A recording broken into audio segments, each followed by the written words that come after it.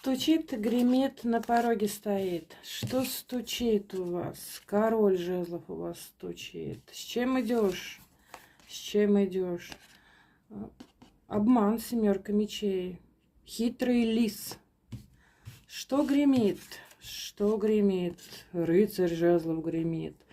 Это энергия, страсти, вожделение, активные действия к приключениям. Может быть, кто-то здесь, как вариант, да, поддастся на сладкие речи короля жезлового. А здесь о чем речь-то?